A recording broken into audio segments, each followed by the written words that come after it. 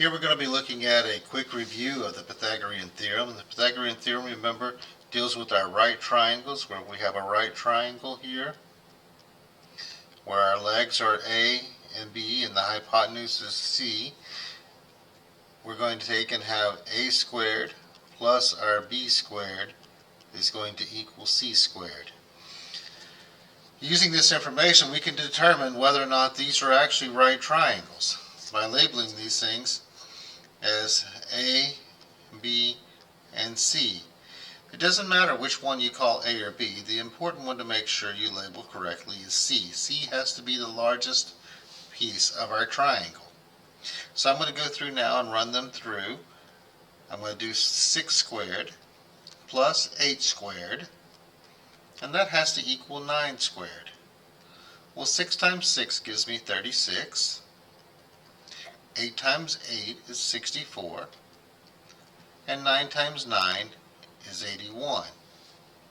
I add everything on the left side of the equal sign. 36 plus 64 gives me 100, and I see now that 100 does not equal 81, so no, this is not a right triangle.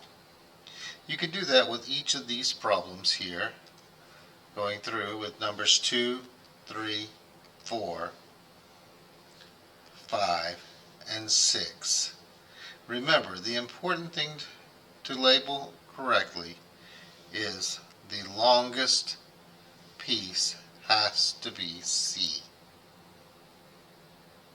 We can also use Pythagorean Theorem to find the missing portion of a right triangle. Looking at my right triangle here, I see that my right angle is up here in the corner, marked by our little box. So therefore,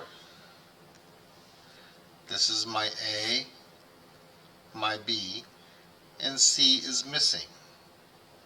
I'm going to go through and put them into my formula. My A squared plus B squared equals C squared, the Pythagorean Theorem. I'm going to put 4 squared plus 8 squared, and that has to equal my hypotenuse squared, C squared. 4 times 4 is 16. 8 times 8 is 64, still equaling C squared. 16 plus 64 is 80, and that is my C squared. At this point, we must take the square root of both sides of our equal signs, the square root of C squared and square root of 80.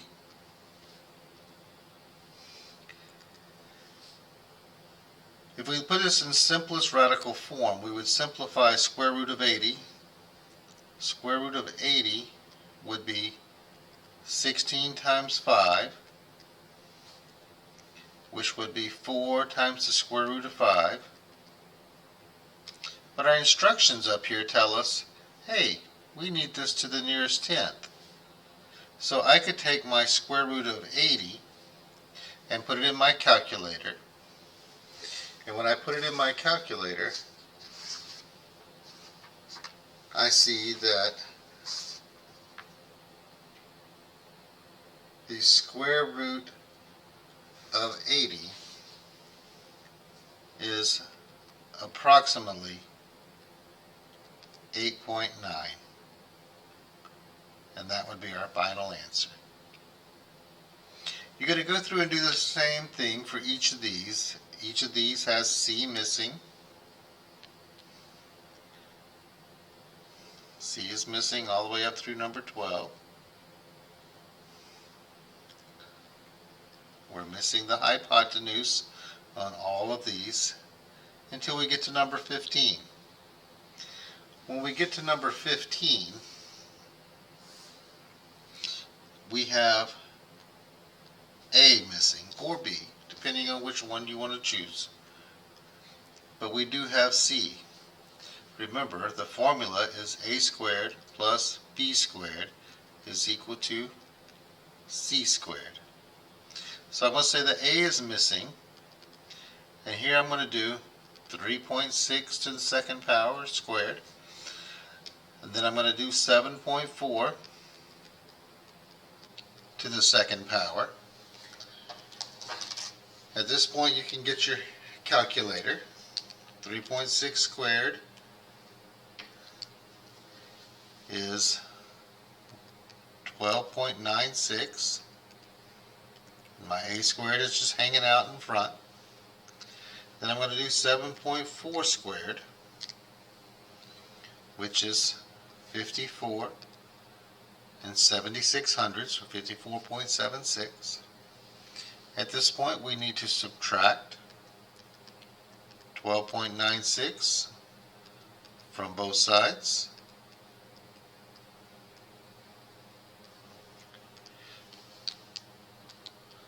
On the left hand side we still have A squared, he's just hanging out. On the right hand side I now have 41 and 8/10, or 41.8. I do not need A squared, I need A.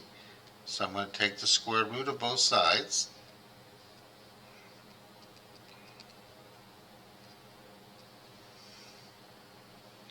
So I find out that A is approximately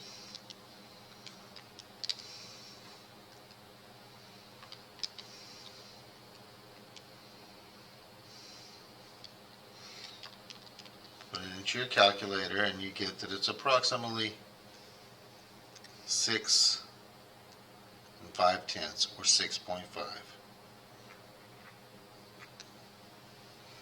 The Pythagorean Theorem.